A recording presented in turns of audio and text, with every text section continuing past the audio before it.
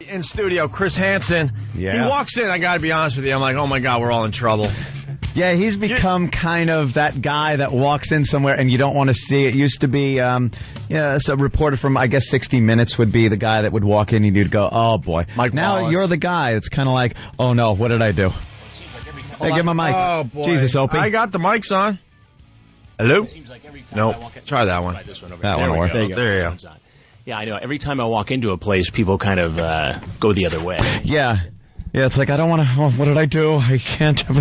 Well, imagine being one of my kids. When something happens, I say, come on in here and have a seat over there. Yeah, why don't you have a seat over there? It really is. I've noticed a lot of these guys, now To Catch a Predator is just huge. I mean, it got to be very high rated at this point. Everyone knows about it. If you had asked me when we got this started, if we'd still be doing it, I wouldn't have believed it. I mean, I figured we'd do it 2 or 3 times, and we'd end up, with me just pacing the kitchen and looking like the Maytag repairman with nothing to do. But in fact, that's not what's happened. And we get guys who keep coming. We get guys who talk about the show in the chats. Yeah. And show up anyway. God. I think the attraction to it is sometimes. it's so rare that you get to catch somebody in the act of committing a crime that it's fascinating to watch, especially when you realize what they're doing and who these people are. It's such a cross-section of humanity. We've seen, a Homeland Security agent. We've had doctors. We've had teachers. We've had people from all walks of life. Yeah. In the last investigation, we had a police officer who showed up. This guy had a .38 caliber gun in his pocket. And in his car had an assault rifle, a shotgun, another handgun, hundreds of rounds of ammunition. Wow. And videotape equipment. Oh.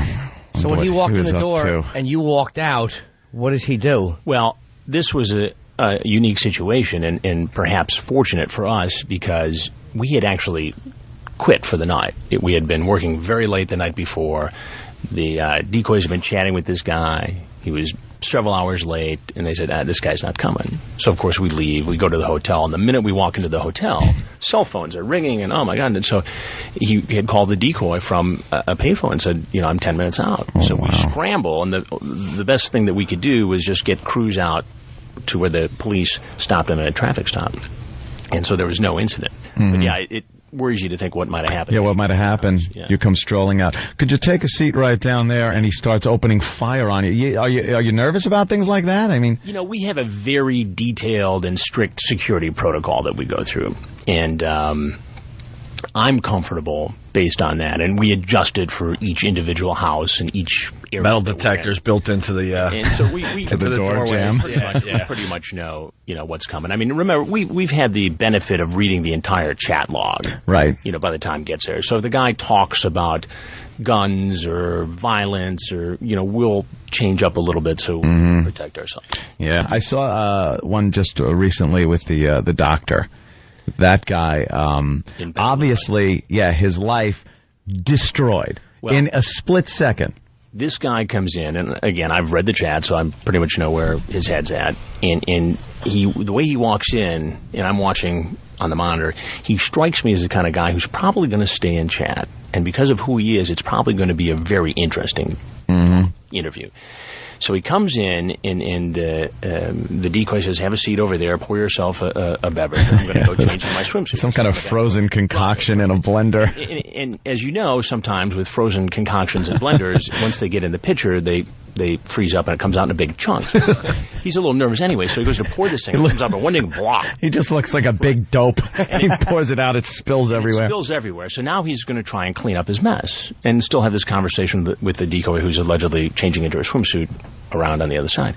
So he goes to get a towel, and as he does, he comes so close to where we're set up that he sees the sound man. Mission control, he sees back there. And so they get eye contact, and so now he's gone. Ready to go, yeah. And so he's out the door, and the next thing you know, he's on the phone telling his wife to bring $30,000, but not the kids. Yeah. The Sonoma County. Don't bring the kids. It's something I shouldn't have done, but I did it. And but when the cops come for him, he just knows. You could see him. He goes, no, oh, God.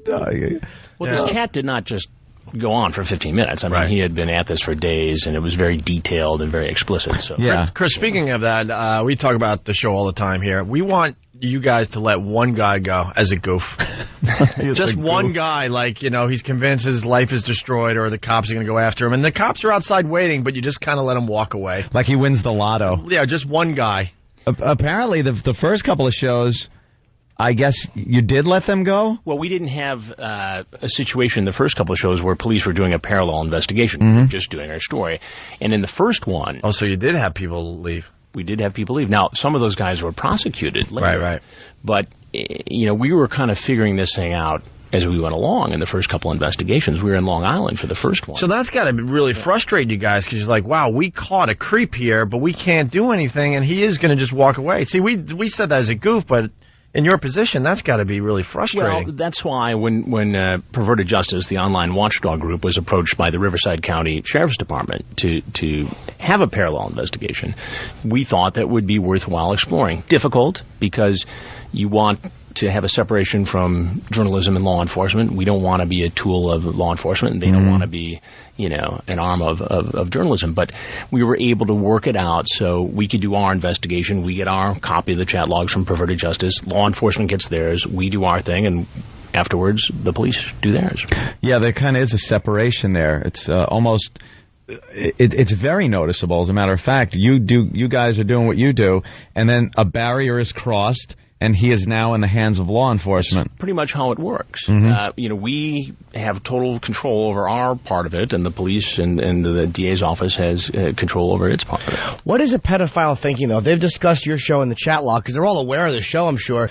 When you walk in and then you don't see the person you're supposed to see, and they're like, I'm getting a drink. It's like, why would you keep going in the house? Why don't you just turn around and leave? I mean, you're already caught, but why show up? Some do.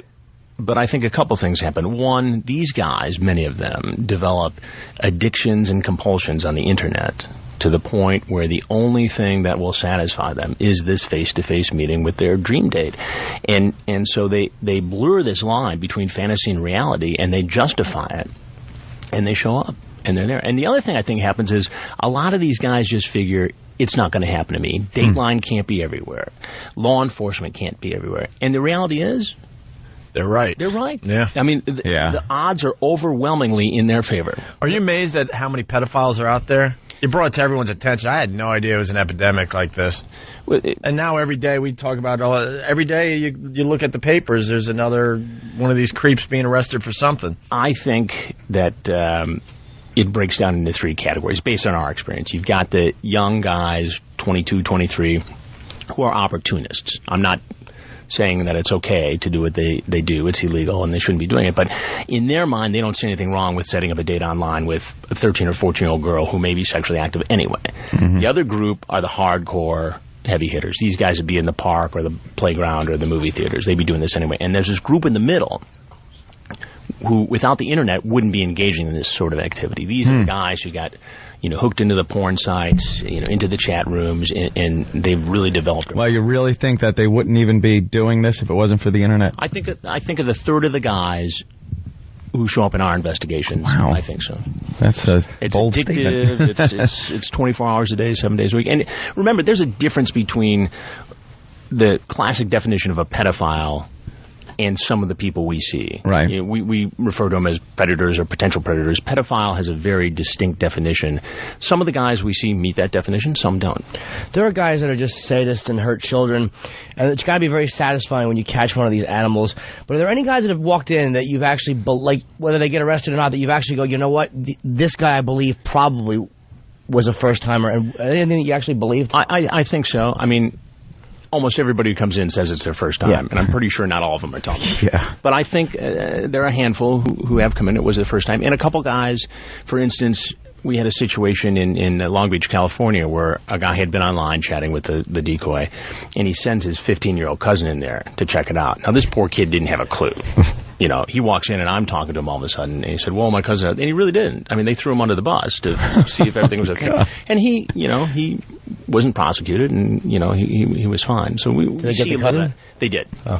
Do you find yourself now... I know a lot of people, especially cops, that have to do work like this, they get desensitized to a lot of things. Do you find yourself because you have to paw through so much of this, smut. Do you find yourself getting desensitized a bit? Not really. What I see is that a lot of these chats follow the same pattern. It's the same. Not that original.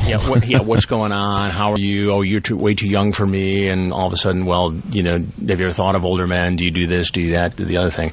But, I need to know what this guy has said and take the nuance so I can do an interview with the guy. And I'm fortunate, too, because I get to do other stories. So, right. I mean, this one gets an enormous amount of attention, and it's really, really important. But I do get to do other stuff. You're doing other stuff, yeah. Well, my favorites are when you actually have the photos of the guys, a little pixelation, and it's like you sent this photo along, and the guy's just like, yeah, that's me. What can you say at that point? It's so embarrassing. Who knew that so many people were sending photos like this back and forth? I had no clue. No. I didn't know that so many people were hooking up, much less having these kind of conversations. Yeah, legitimately hooking up. Yeah, there's things going on. Yeah. I mean, who knew? I didn't. I don't know. I go to, various news websites. We did the first one of these, and I was stuck in traffic trying to get over the Throgs Neck Bridge, wondering, gosh, should I just waste tens of thousands of dollars of NBC's money? The producer gets on the phone and says, I got 2 guys you do here in 40 minutes. Get here. And from then on, it just was, guys are running into each other. So amazing. You have caught a lot of people, and it's obviously a great thing. You're catching pedophiles, and I know it's discouraging people because a lot of people probably don't do it because they don't want to get busted.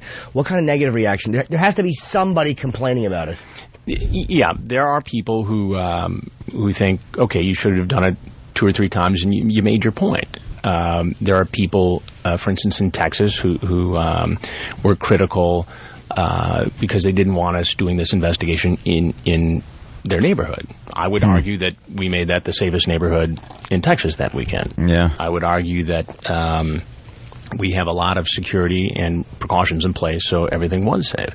I would argue that we are covering a continuing story, and we don't do just one story on the war on terror or the war in Iraq or the economy or the fuel efficiency in vehicles. We're not going to do just one story on this issue either. Yeah, this isn't going away. It's well, not something that's, it's fixed. We can't do a story on it anymore. I mean, what we've done is, take the same hidden camera techniques that we used in Cambodia for child sex tourism or in India for child slave labor in the silk business, and we turned it towards, the issue of computer predators. What do you think about people that take a lot of trips to Thailand? Well, it depends what they're doing. Yeah. Well, we all know what they're doing. They'll come up with other reasons why they have to be there, but there's a show that's on before us here. You might want to give them a call. You might want to, give them a call. Oh, is that right? One of the hosts he has been on the terrorist watch list because he flies so much to Thailand, and it's never business. It's always pleasure, and I don't know, unless you're selling rubber dog dew and need to buy it in bulk, I really see no reason to go there except for the child sex industry. And we asked the question, why do you go to Thailand? And we're doing our own investigation. It's always very vague. Yeah, we're doing our own investigation. It's like, they like the beaches. Stop. There's beaches all over the world you can go to. Yeah, what are you doing? I have to go there on business. Then you ask a little more. And it's just so vague. Like they never had to go over there for that even. Well, I'm stationed over there, I guess is a good reason, but besides that, I don't know. There's a lot of that activity over there. We know from, doing past investigations. Yeah, you've done in Cambodia, right? Yeah, we're over there, and that, it's rampant in some of these areas. Yeah. You also just got done in Africa? We just got back from working on an upcoming story on credit card fraud and identity theft, and we essentially infiltrate a syndicate and work back at every level and through Europe and into Africa. I'll tell you a great story. We were talking to somebody who didn't know that they were on hidden camera as part of this investigation. And essentially, we wire these locations like a predator house. And we had Hansen Discount Electronics and CH Delivery. And so we, through every part of this, we get there. And what happens is a lot of these guys unwittingly get sucked into these sweetheart scams. And the people are involved in the buying electronics or stolen credit cards, but they take delivery here in the United States and reship it. So we tell this guy to come in, he's got to pick up his packages, and I'm sitting there in a fleece and a Detroit Tigers ball cap on, and he's going on. I said, where did you meet this girl you're in business with? He said, well, in a chat room. I said, really? Oh, he leans over and says, but you got to be careful. I said, it's all on him. Yeah. He says, because that show Dateline will bust you if you're talking to the young girls. Oh my God, and he's talking to you. He says, have you seen the show? I said, why, yes, I have. He says, did you see the one last week where the guy walks in for the second time? I said, I saw that. I said, did you see the one where the guy walked in naked? He goes, yeah, that's amazing. And the guys are killing themselves in the back. Oh, I bet. And I'm saying, that Chris Hansen's a pretty sharp guy. that might be pushing it just a hair too far. Oh, man, what are the odds? Was he angry at you when he finally realized it? No. In a following meeting, we said, look, we think you're being scammed. We need you to help us, and he did, and that's how we got to the next level of the next level. Hey, do you try to set up the older women? I know that's not as prevalent as the older creeps, but you ever get women coming into the house looking for sex with the young boys? Or? We have never seen that in our investigation. We profile a case in the book where a woman was involved in this sort of activity and caught. But generally, in our experience, and the experts we talk to have said that when it comes to female predators, they certainly exist. We've seen the high-profile cases of teachers and students, but they like to know their target, whereas a male predator is much more comfortable with the anonymity that's provided on the internet. Yeah, it almost seems like the women, it's a relationship they're going for in some way. Right. It's more than just a sexual encounter. But do you see a complete double standard with the way Deborah LaFave was handled and the way a male predator would be handled in the same situation? I don't know. I know people have made that criticism, and that maybe she got a break because she's an attractive woman, and I'm sure a lot more went into it than that. I'm sure they look at what are the chances of her reoffending, what treatment, what punishment, that sort of thing. But I don't even think that would be looked into if the shoe was on the other foot and it was a guy, teacher, a young female student. I don't think they would even look at the fact that, well, would he do it again? Will it? I believe there would be I think some jail time there at least. There's a double standard there. Yeah, I think there is. Hey, we got a question coming in from Jeff from Richfield. Jeff, you're on with Chris Hansen. Hey, how's it going? I'm just wondering what you guys put in that lemonade to get those guys to talk so much. I can't believe that they admit to so much on the air. Are you surprised about that a lot, that they do talk? I think a couple things happen. One, and we've seen this, some of these guys are sort of relieved. I mean, it's bad. They want to get it off their chest. They want to get off their chest. And we've had some of these interviews turn into virtual therapy sessions. Guys going back, I've had a 10-year problem with this. I got older, but the people I'm chatting with have not, and they're young, and as bad as it all is, I think they know that they're going to finally get some help in some of these cases. And I also think that now that people are a little more hip to what's potentially going to happen, these guys know that the police might be outside. Yeah. Why not hang and chat for a few minutes? Before they know the inevitable. And hey, can I have another cookie? These are great. Maybe they'll leave. Yeah, why cookies and lemonade?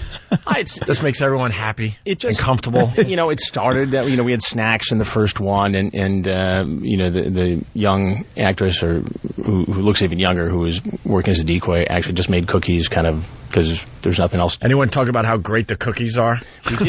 We did in Florida. We had guys compliment. A fan of the cookies. You ought to get them sponsored, by the way. You ought to say, sit down and have some country time lemonade. That's some famous cookies. I'm sure stations, we all know how sales are. Hey, can we sponsor that thing? We can actually sell the beverage. I did notice the decoy was different on one where now you're showing her face. We really didn't get a look at the first decoy, and now the blonde girl, I guess. Well, she worked for us in Florida in the last investigation. We changed it up a little bit. Yeah.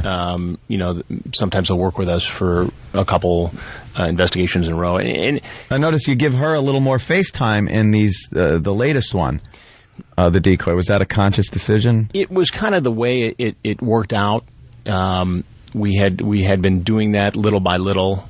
But it had been successful, so we did a little more on this last one. It gives it a little more of a creep factor with the guy and actually you see the talking to her, and what he does, and then she disappears, and I come out. We had one in Texas where the guy wanted some ice, and there was no ice at the bar, so he walks into the kitchen to get the ice, and while he's in there, the decoy disappears and I come out. So he comes walking back, with the ice and expecting the girl. And, what a buzzkill. Yeah. And he's always got some kind of line like, "Hey, got some ice, do you?" like when the guy's doing something unexpected, like, "Hey, why don't you just take a seat there?" Yeah. Enjoy your cookies. Hey, what's the Jimmy, you got some? Okay. Yeah, we want to get into the book before we take a break. So you got a book called To Catch a Predator, Protecting Your Kids from Online Enemies Already in Your Home. What's different about this than the TV show is, I guess, what I want to ask. We had put together a ton of information and important things, especially for parents, that we just did not have time to get into on the show. Things like issues like collateral damage. What happens to the wives and children of these guys? Treatment versus punishment. What do we do with these guys? And I've had the benefit of talking to some of the smartest people in psychiatry, law enforcement, and I've looked into the eyes of 250 of these guys. And what I've done is I've taken all that information and distilled it, into 20 things parents can do. Not just, okay, don't do this, don't do that, but ways of initiating a discussion. Things that a kid will keep in their mind to keep them safer online. Where do you think this comes from, by the way? These guys wanting the real young girls.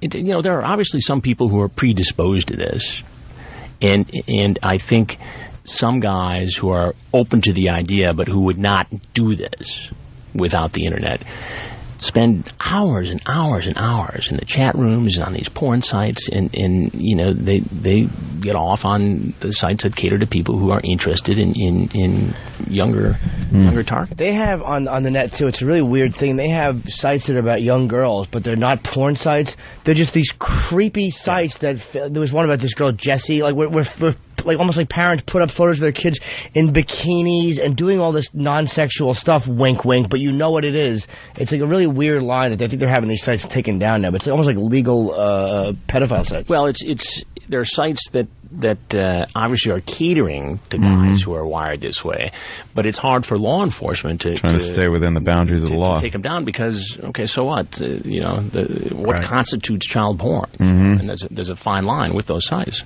We have to take a break. You want to hang out? Sure, I got some time. All right, we got some phone calls coming in for Chris Hansen. The new book's called To Catch a Predator. We'll continue in just a bit. It's the Opie and Anthony Show. We got Chris Hansen in studio. His new book is To Catch a Predator, Protecting Your Kids from Online Enemies Already in Your Home. And we were talking about some of the scams that are going on out there. And Anthony, you mentioned as I walked back into the studio, black money. Well, Chris is doing special from Africa, I guess. Coming up. Well, Europe also on these scams. We've all seen them in our emails. Somebody from Nigeria kind of drops you a line and says they have $10 million they need to remove from the country, and they need your help. And if you contact these people, they'll string you along and slowly drain you of all your money. One of these things I heard is black money. What they do is they say they take $100 bills and they've dyed them black to get them out of the country, so it doesn't come across as money.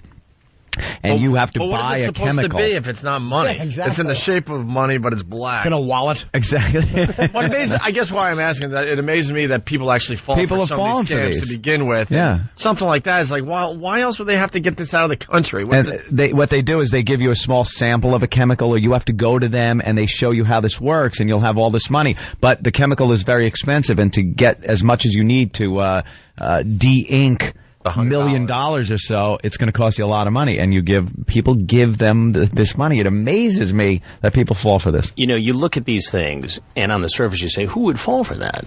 What are you thinking about? Mm-hmm. But these scammers are so good at getting people emotionally and mentally invested in this thing, where sometimes people really start to believe they're going to make some money. We had a case in Michigan, county treasurer, who decided to not only invest some of his money, but some of the county's money, allegedly. Right. And of course, that got lost, and now there's a big... Oh, man, he's in trouble. Big problem. Yeah. It just... any of those scams, I'm so leery of them, and you would think in this day and age, more people would be computer literate enough to recognize a scam or phishing, which, that I was just telling you happened to me the other day. My bank had sent me an email and said that there were charges that they weren't sure of, and click on this link and please put in this info. And I was like, no, this obviously isn't going to my bank. I could see the URL up top. It's different than my bank would be.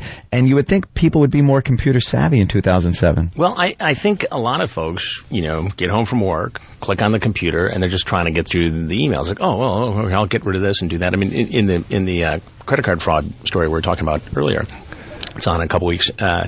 One of the victims we profiled did exactly that. Just came home in a hurry and clicked it. Next thing you know, her account is drained. It was her, her ATM card, her debit card. Did she get her money back?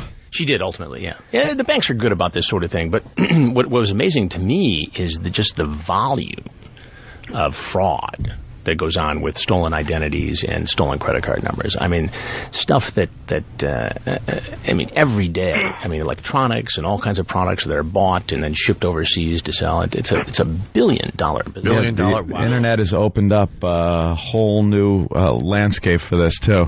It used to be, I guess, the old stories of them rummaging through your garbage and finding your identity that way. Now you have a virtual online garbage pail to rummage through and steal people's identity that way. Yeah. I mean, there are ways to protect all that, but I think a lot of people just haven't gotten hip to how to do it, and you got to take that extra minute and think about what you're doing online. When you look at Mark Foley, or a guy who can get busted by just having something copied and saved, a lot of people who are over the age of 25 don't realize that you can save everything. They don't understand the dangers of it because they didn't grow up with computers.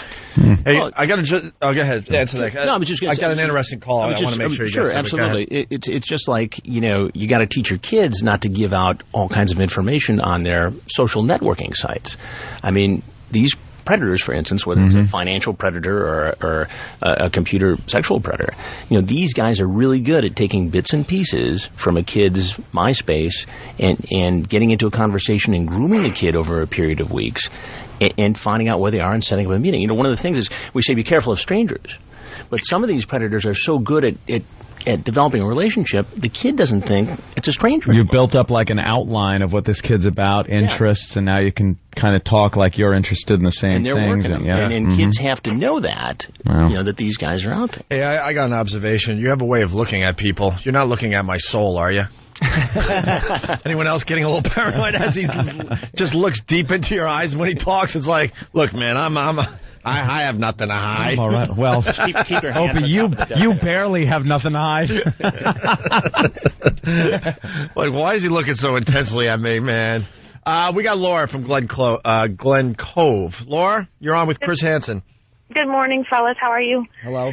Hi, Chris. I actually work with one of the guys that was featured actually on the show, Eddie. He was a TV producer, supposedly. Sure, I remember him well. He was he came over to visit us in our first investigation in Long Island.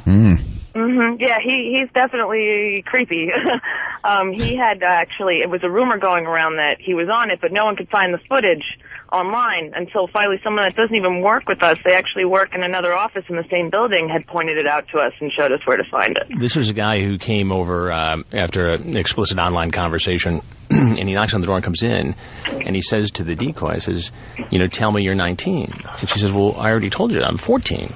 And it goes back and forth and back and forth. It gets pretty tense. Remember, this is the first one, so we're still kind of figuring out. Feeling it out, sure. And so finally the decoy says, well, okay, whatever, I'm 19, and he comes in, and of course I come out, and he says, I knew it, and we go back and forth. He said, I was just, checking this out, I knew it was a sting. I said, well, what do you do for a living? He said, I'm a television producer. I said, ironically, I work in television too. See, this guy sort of, got it. Yeah. And, he congratulated us on our good work, and so he was That's great. looking forward to seeing the story. But he was free, a reference? But he was free to go, right? At that, because that was early on in that whole first thing. investigation. I believe there's only one case that was prosecuted, and that was a New York City firefighter who surfaced in the investigation. Yeah, but it did destroy, part of their. I'm sure it gave him that little kick in the ass not to do it again. Perhaps, I don't know. It seems like you're ruining your life. Well, I think in some cases it probably has. I mean, it's a wake-up call for some of these guys. Unless you're a lonely, creepy guy in a one-room apartment, with the neon hotel light blinking outside.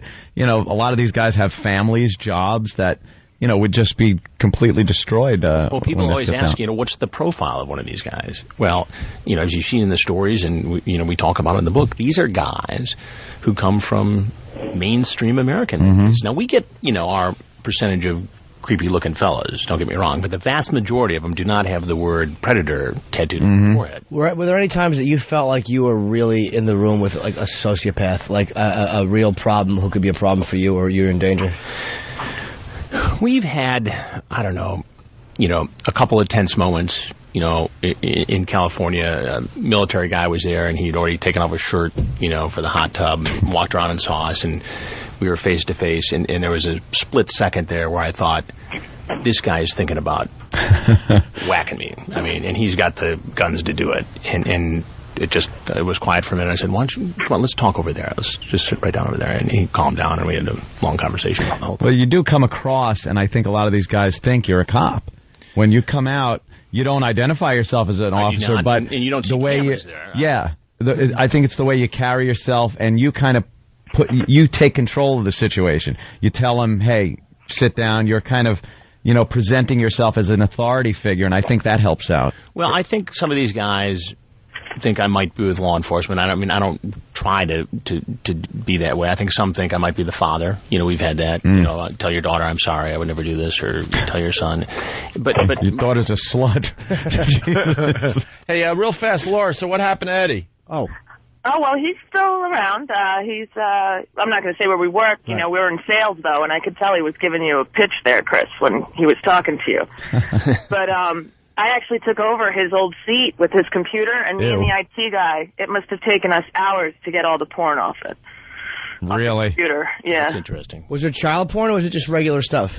Well, I didn't really want to check it out all that much, but it just seemed like old, regular porn. I hope you changed out the keyboard. Yeah, no kidding. But he's still around. You see him? Yeah, he actually, I This guy's walking free? Pardon me? Yeah, absolutely. Wow. I mean, we would go out, after work for drinks and stuff, and this is before I even knew, and he would say... Where, Chuck E. Cheese, he would always recommend. Can we go to Chuck E. Cheese tonight? He would just say really, really nasty stuff. I mean, I can recall some pretty vulgar things he had said, about women that he had been with or what he wanted to do after work and this, that, and the other thing. Right. All right. So. All right. Thank you, Laura. Yeah, thanks, guys. Have a good day. All right, let's go to Eric in New Jersey. Eric. Good morning, guys. Good morning. Good morning, Chris. Obviously you're dealing with a very serious subject matter, very heavy stuff. I was just curious, is there like a gag reel, no pun intended? There's not really a gag reel, but, I would love to see the bloopers. Clearly, I really would. There are some humorous moments that pop up. I mean, for instance, when we did the first one, they started coming so quickly that it was hard to keep the right transcript with the right guy. So I walk out with a transcript. I say, "No, it says here that you came to meet a 13-year-old girl by the name of so and so." No, not me. Hang on. A 14-year-old girl. No, Not me. 13-year-old girl. Yeah, that's fine. Oh, good. Okay, we got the right. You just hope the age keeps going up. 22-year-old. Yes, that was the one. Yeah, the guy's hoping. He's keeping his fingers crossed. Oh, made it. I got past 14. Come on, 15. Let's say hi to Joey in Jersey. Joey. Hey, what's up, guys? Hey. Listen, I know you guys were talking about credit card fraud or whatever before. Mm-hmm. I got a question for Chris over there. Sure. What happened was, a couple years ago, someone got a hold of my bank card, because I'm an idiot, left it at the ATM machine. And they rung up like $996 on Shop NBC. Now, 2 years later, I thought my bank took care of this. Now I just Shop NBC, and they're telling me they have absolutely zero record whatsoever. I have no idea what to do about this. My bank says that there's a record of it. Shop NBC has zero record. I went to the highest person I could find there, and they have found nothing in anywhere of their computer systems. Chris will get right on that for you, sir. That's right. Usually the banks are pretty good about tracking this down. If you call the specific fraud section of the bank, they'll assign somebody to you, and it may take a while, but they're good at tracking it down because they want to make an example of these guys too. All right. They did that already. That's the problem. Yeah, I don't know. Right, so don't yell at Chris. Yeah, he doesn't know. He doesn't know what to do for you. I'm sorry. Let's say hi to Mary. She's a parent. Mary, Connecticut. What's up?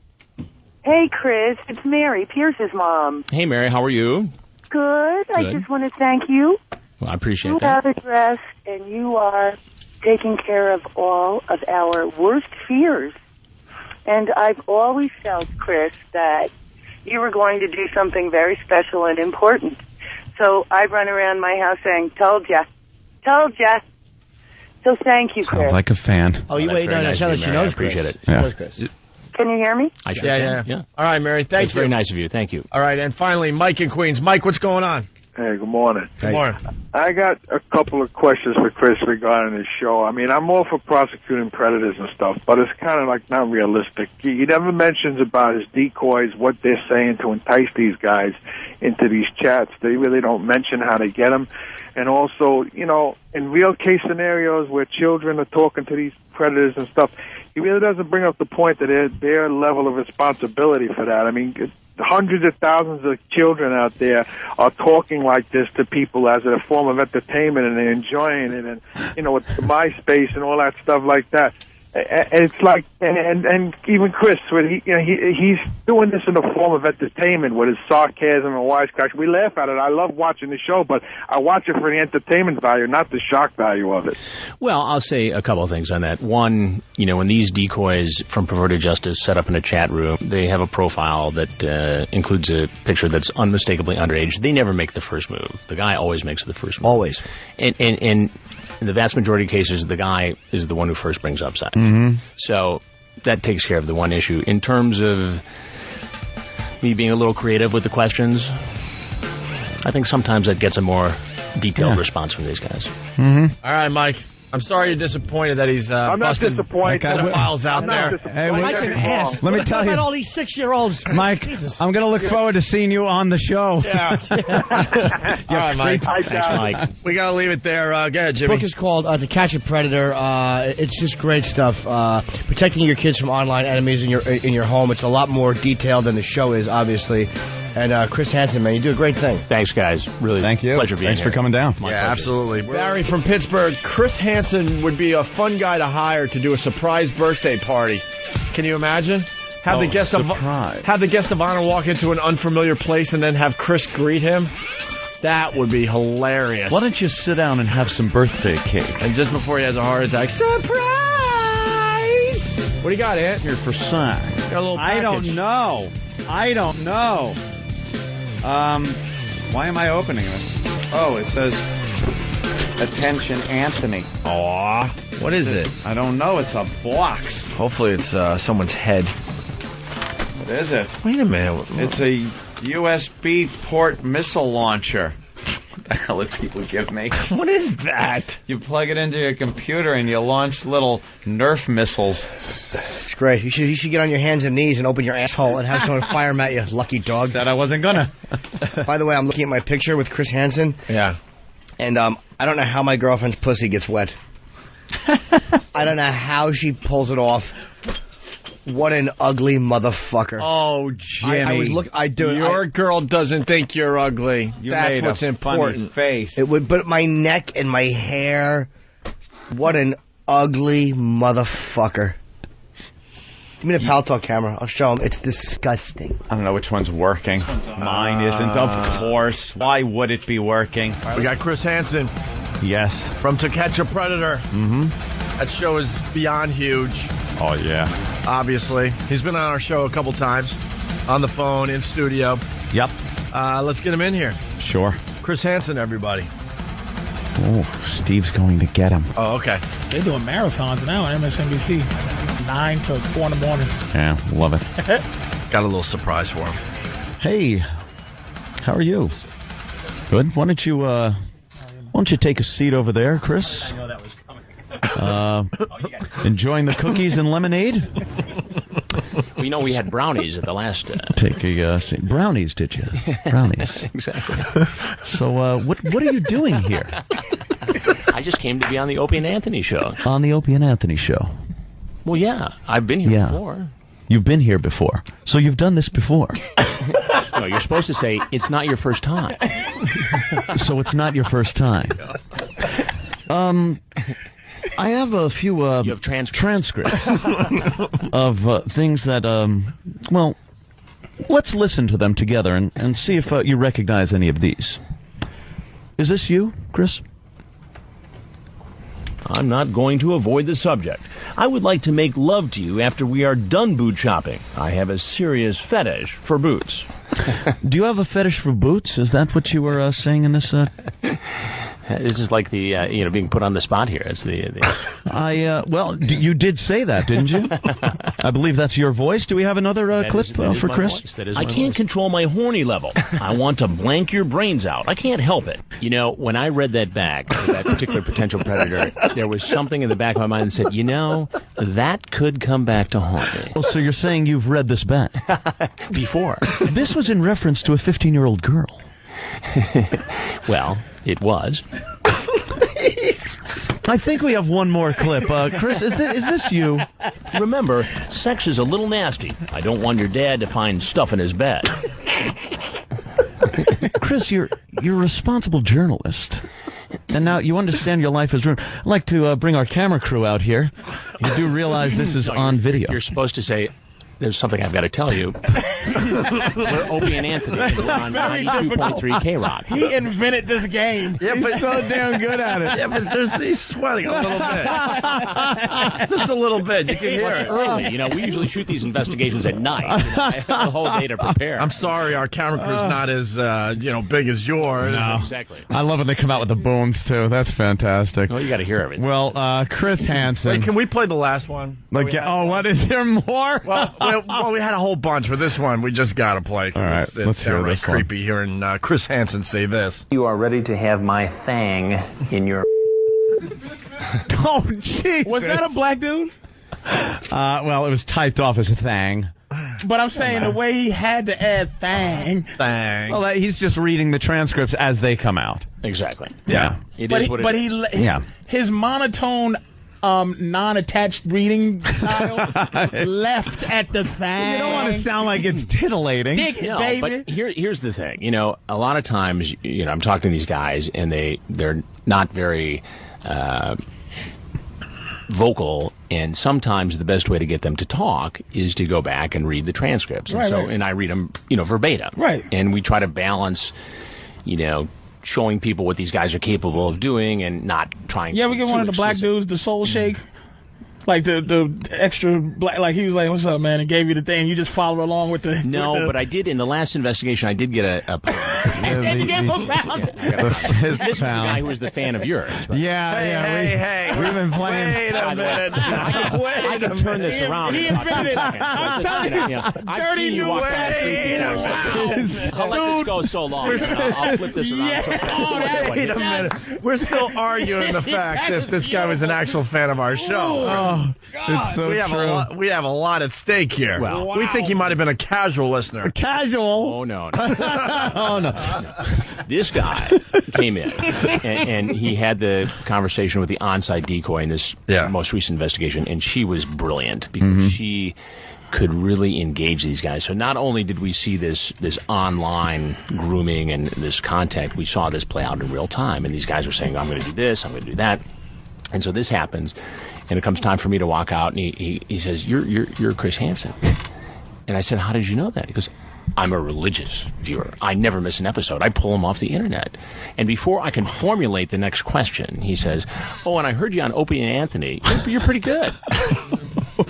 And I'm like, do you get the trouble that... don't you understand this isn't a meet and greet? Yeah. You're pretty much screwed here. Yeah.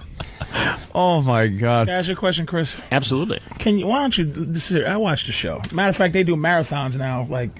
On MSNBC. Like they used to do Lockup, they changed it to Predator Night. Yeah. And I used to love Lockup. Lockup's gone. Yeah. Let's do this. Let's figure this out.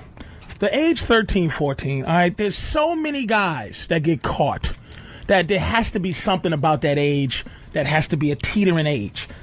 Can you lower the age to 9 so that it is exact? Wait a minute. Insane. So that you know. Wearing a tie. Because there's so many dudes that come in to this 13 is not stopping people. Patrice, that's supposed to show that there's a problem here. Yes. Not the fact that you lower the age to get these guys off the hook.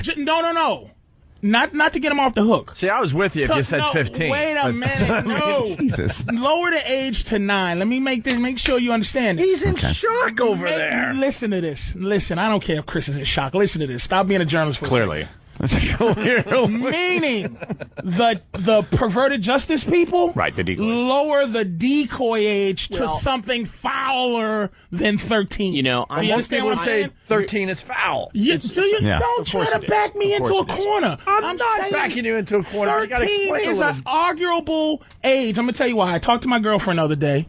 I said, when did you have sex? She said 13 is when I first had sex with a 17-year-old guy. I said, did you feel like you were raped? Did you feel like you was taken advantage of? She said, no, I just wanted to have sex.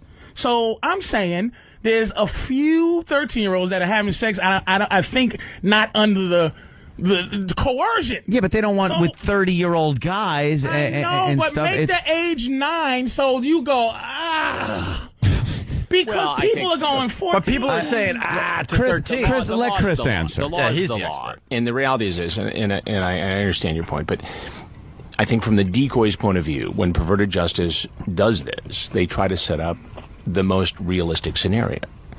And you would see most often, I think, a scenario where a 13 or 14-year-old could conceivably be home alone, where perhaps a 9-year-old may not be. And they're also trying to keep it sexy and hot. To keep it, this is what I'm saying here, to keep it coming.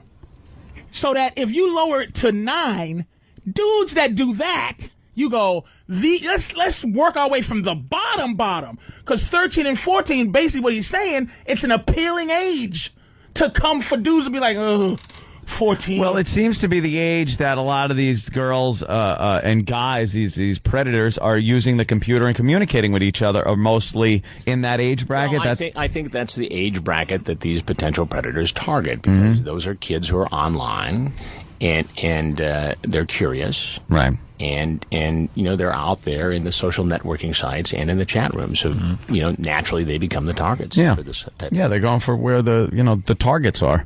Hey, That's all. Why aren't you drinking our lemonade? I wouldn't my coffee here. drink that either. The cookies God are knows good. where the I don't know interns who got made it. that. Yeah. Exactly. We didn't poison the cookies. He's smart. Chris. He's a smart man. I haven't survived this long. Yeah. By being on the show. I saw. I've been watching spiked. MSNBC, and on the weekends, it is just. I was talking about this the other day. I don't know how it's affecting people, but it is murder weekend. It is just murder weekend. Every weekend, you could see murders and then how they catch the people. And I'm fascinated by this. And I saw one that you actually did a story on. And it was a while ago. You were adorable. You must have been very young in your younger days. It was that Double Jeopardy case. Oh, it was the Malignado. Oh, my God. Down in... Was that That one is unbelievable. That was the twins you were telling me about? No, this was the one where a man... down in Louisville, Kentucky? Yeah, in Kentucky. He murdered his wife. Correct. And he had some girlfriend accomplice help him out. They photographed this murder and took some of her jewelry, did horrible things to her before they murdered her. Wait, so they sexually murdered her assaulted and they took all sorts of pictures? Yeah, as he was having sex with her and murdering her. And they could never find these pictures or the missing jewelry, and that's what the case really hinged on with the jury. But how did they know there was pictures? Well, somebody else. They didn't the woman know rolled. initially. What happened was they tried this guy, and basically he got off. And some years later, as I recall, he sold the house, and the people came in to recarpet. Yeah, pulled up the carpet. They pulled up the carpet, and in one of the areas where there was ventilation, they found some canisters of undeveloped film. And they developed this film, and it is photographic evidence of the actual murder. Wow. And they couldn't, it's double jeopardy, so they got him on a perjury charge. Right, they did. But 50-year perjury. He's out. Yeah, I think they tried. They got They some did like the 8 best they years. could, yeah. But he's out now, and whenever a camera approaches him, he just starts quoting gospel, and he's you're born again. That's so Katie now. he doesn't address it. He just goes, the Lord will be my judge. And You ever get scared of Max Cady stuff, Chris? Like, first, do you have police in there? That's what we was discussing before. Do you have people in there in case a dude goes, you mother, I'm going to knock you out right now? We have a very detailed security protocol that we have, and so it's tailored to each individual location, and whether we're doing a predator thing or whether we're doing iPod theft or ID theft and we're in West Africa, I mean, we have a team in place, so I feel pretty comfortable. I saw that. Karate, you can fight, can't you? Well, I grew up in Detroit. He can fight. All right. He can take care of himself. That's all he needs to say. And here's another thing I like to ask, and sometimes I get a little bored watching you just catch it. Could you do something just like when the guys come up, have a 50-year-old woman answer the door? And just have the guy just go, wait a minute. Yeah, we want bloopers. 13? We want some bloopers. It's not really a show conducive to comedy. We want bloopers. We want Benny Hill music. I don't think you can really spin it funny. You old. Hey, I saw the Scam Show also. That was great from the Nigerian scammers. And when you get the guy running down the street, you must have known that was going to be funny. He was moving fast. But could you explain? I didn't see this. These are the guys, investigators call it the Nigerian scams. Sure. And they get you online. Hi, I'm so-and-so and so-and-so, and I need your help. I've got $38 million, but I need you to put up $10,000 to give me a bank account. And people fall for this stuff all the time. Amazing. There was a treasurer in Michigan who invested not only his own money but some county funds in this thing, thinking that it's alluring. It's like these people get drawn in these sweetheart swindles online. People are lonely. They spend time in these chat rooms, and they develop these relationships, and these other kind of predators prey on their emotions, and that wins over the intellect, and suddenly they're carving checks. But we had this guy who we had been in contact with, and I was posing as Rich Greenback. Yes, Rich Greenback. He had money that were all money names. It was really funny. Jimmy DeMoney. Jimmy DeMoney was one of I love it. My producer in this case, Tim Mueller, who's a great guy, and he found this pub in London, and the ruse was that I was part owner of it, and that's where we had to have the meeting. Well, they always want to get you into their territory, but we wanted to get them in ours. So the guy comes in, he's looking around, we sit down, and we have the meeting. I said, look, we had a little problem with the funds transfer, but here's $500, and we'll get back later in the day. And so we're back and forth, and we meet him in different locations in London, and we look at Rolls Royces that I'm going to buy. Once this money comes in, we're sitting in it, and we're all comfy. And so finally the guy comes back, and I confront him. I lower the boom. And I said, look, I know that you're trying to rip me off, and this guy is sweating profusely. And we're in this pub, and he looks up and he says, can I get a beer? I need a little bracer to take the edge off. He starts drinking. He confronted one guy on the street and pretty much told him, I know you're trying to scam people. And the guy just turned and started running away. And you're just standing in the street going, excuse me, you want to talk? But you feel like running can make anything go away. Yeah. If you run fast And the best enough. part is how you ask him, could I have my $500 back? Yeah. And the guy goes, yeah, actually gives him the $500 Yeah, the back. finance people were so happy because I got this got the money back each time. Yeah, it was great. Are you at the top of your, what you do in the news world, is that, is it more prestigious to be Bill O'Reilly, be you, be blah, Well, it's just different. Oberman or something? It's just different. I've always enjoyed investigative reporting. When I was 14 years old, I lived a mile away from the restaurant where Jimmy Hoffa was kidnapped, and I became enthralled with this whole story, and I saw the network show up, and the FBI was there, and it just, I got bit by the bug then. So I've always enjoyed this sort of reporting. If they offered you Stone Phillips' job, would that be something you go, woo, I would love to do that? Or you'd be like, I'd rather stay doing what I'm doing? It's not going to say no. I've got a great gig, to be honest with you, and they let me do the kinds of stories I like to do, and one of the things that has come out of the Predator investigations is it has been a reminder that this kind of enterprise reporting, this kind of impact journalism, is not only something that people are interested in, that people watch, but it makes a difference. It creates a dialogue. It raises awareness, and it's, quite frankly, engaging for me. It's interesting. I love going to work. I love, who gets to go on a plane and go to West Africa and track down some ID thieves? Who gets to do that? Right. It's got to be like, even though you're doing something for the greater good, let's say, getting these people off the streets, it's got to feel good personally at a personal, just a basic human level, where you go, I'd love to get my hands on this guy that's doing this. Like when I read those scam emails, right. I want to write back and just go, who do you think you're kidding? I'm insulted that you sent me this. Right, You exactly. think I'm so stupid. And you get to confront these guys. And above and beyond that, I work with some really smart, talented people. I mean, the producers with whom I work get it on every level. And they're not only bright journalists, they're good pals. And so, I have it pretty good. Why is the show so popular, you think? The To Catch a Predator? Yeah. It's a combination of things. It's this knowledge that these guys are out there, and most people only see it on this anonymous, nameless, faceless genre, where it's just text. And we bring this to life. And so you see the face of this guy walk in, and he's not a guy that has the word predator tattooed on his forehead. He looks like the guy standing next to you at the dry cleaners on Saturday morning. And I think it's surprising to people that Joe Average, would not only engage in this explicit discussion, which is in most states illegal in itself, but to walk into a stranger's home in a suburb, into a $3 million house on the Jersey Shore on the beach. The beach ones are hilarious. No big deal. The beach ones are hilarious, but the girl just sitting there just happens to have 2 beach chairs set up. Yeah. I was watching that over the weekend. I think another compelling thing about the show is the fact that you're not seeing the people in cuffs in a mug shot. Right. You're seeing it taking place as it's happening. And that was what was so compelling about the last investigation was this, Casey, our decoy, who...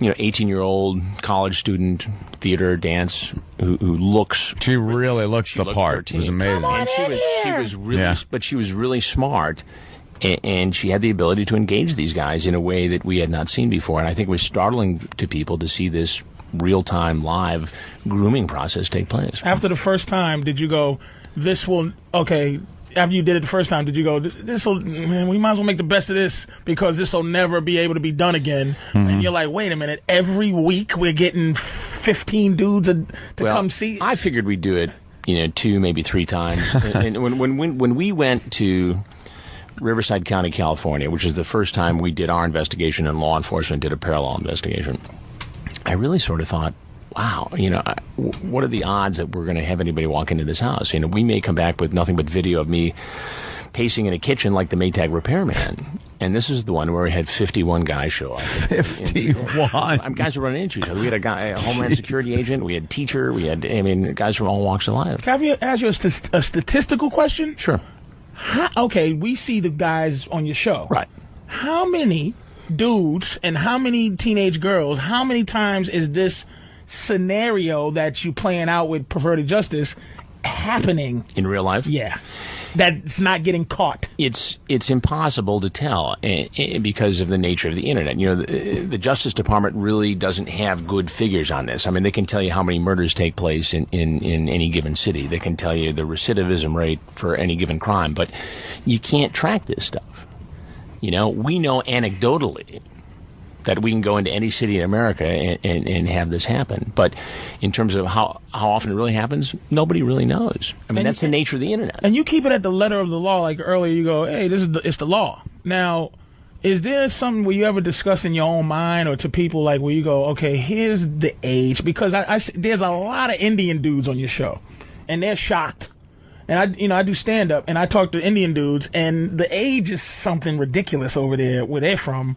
And they go, what? 14? That's old. Well, I think that the people who come into the house reflect the population of the city we're in and the professions. If we're near a military base, we'll see more military guys. If we're near Silicon Valley, I know what you're doing now. I'm not making it a racial question. But there's no making it a law question, like racial issue. A moral, like say there's no law. Right. There's no standard of law at an age that you just make up and decide. But in this country, the law is the law. The law is the law. But I'm saying, is there like a thing where you guys go, it's like say if it was 16, the law was 17 in the state you're in, and then you send out a 16-year-old thing, and guys are coming out to see a 16-year-old, but the law is 17 where you are. So are you going to have the same outrage or the same disgust that the dude that's doing the 16-year-old I think that the protocol for Perverted Justice decoys is that they wouldn't even set up that scenario because it would be it wouldn't be illegal. It wouldn't be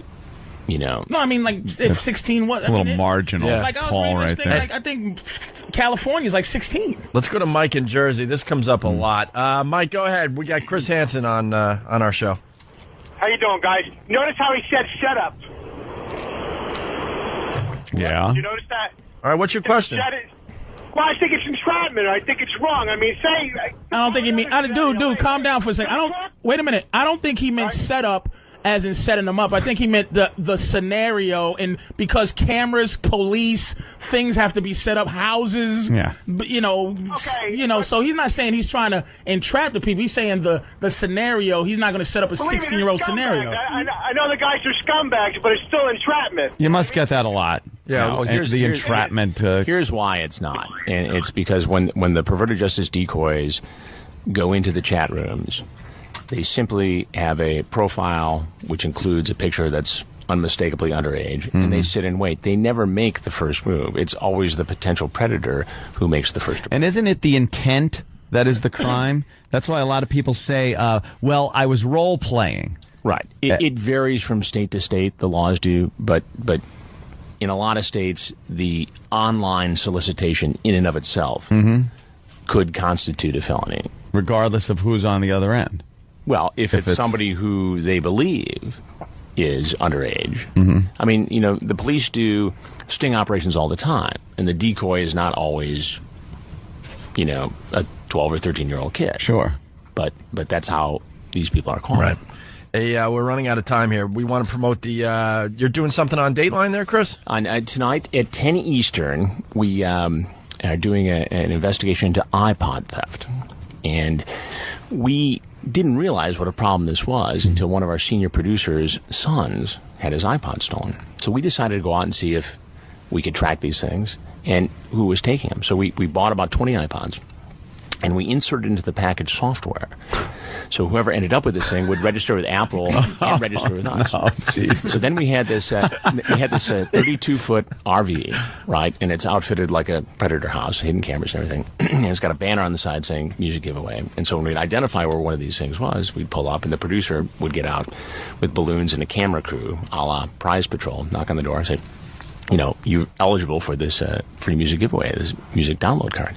They'd come into the RV, and I'm sitting there, and I sit down, and I'd ask them, where'd you get it? Best Buy, Circuit City, cash or credit card, right? What kind of music do you have on it? And for 20 minutes, go on. I'd say, there's a video I want you to see. And, of course, there's a monitor up there. And then the video is, in some cases, of them stealing the actual iPod.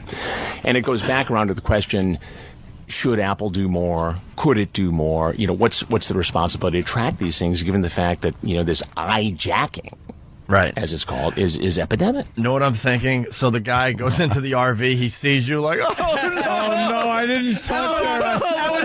That was like, oh, he got me because I stole an iPod. He's like, they see you like, no, man, look, I'm not trying to say that iPod theft is the same as yeah, but as soon as they see you, though, they're they're in a panic, like, oh, no. People would come in and say, hey, you look like that Chris Hansen guy. I said, I get that all the time. I get that all the time. They're pretty much relieved that you got him for an iPod freaking theft instead of the other one. It's really a fun... it sounds like a lot. And also you got a book out there, right? Absolutely. It's on the whole Predator issue, the enemy already in your home. And, I took all these experiences that I've had and looking in the eyes of some 300 of these guys and talking to some of the experts in this field and distilled this information for parents to help keep their kids safe online. It's called To Catch a Predator, Protecting Your Kids from Online Enemies Already in Your Home. Before we go, though, I got to ask you if you're allowed to talk about the lawsuit at all that's against the network. Look, I can tell you this. I'm a little limited because the lawsuit's actually been filed, but,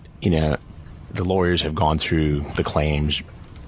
They're without merit, and NBC is going to defend itself vigorously. Anybody can file a lawsuit, and they don't have to verify the things that are in it. It's a guy that apparently took his life because he was caught in one of the... the DA? Yeah. I was actually... I ain't gonna lie to you. The DA. I was like, good for you. Because he was one of the dudes that helped set up the whole thing, supposedly. Well, it is kind of ironic, The isn't family, it? right? Yeah. All right, listen, we got a break. We're running out of show here. Chris Hansen, it's always Chris, a pleasure. guys, you know thanks that. for having me. I Always appreciate a pleasure, man. I'm really mad you didn't drink any of our lemonade or even try the I got me cookies. some coffee. You got I'm the coffee, in though. shape, yeah. Tonight, it's on Dateline. Chris tracks down stolen iPods and confronts the thieves in a hidden camera investigation. 10 o'clock tonight on NBC. Well, Chris, you know now you're free to go.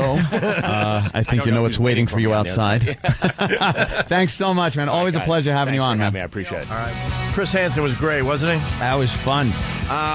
We're going to make a video of that. I mean, Anthony doing Chris Hansen to Chris Hansen with the lemonade and the cookies, playing his transcripts. I'm telling you, we got a great video. I think he was a little shook up at the beginning. I heard in his voice like, "Oh my, this is how it is to be on the other So side." this is how it feels. We had the lemonade and cookies out for him. Sam's going to work on the video. We should have it in a couple hours. I think Break.com will throw it on their front page. And I'm glad he didn't drink the lemonade or eat the cookies because I wouldn't even do that. The podium yesterday had pubes on it. All right. You're right. I don't think we need food to be given to our guests. Yeah. When that's the pubic podium. You're right. I'm just excited we might have a viral video.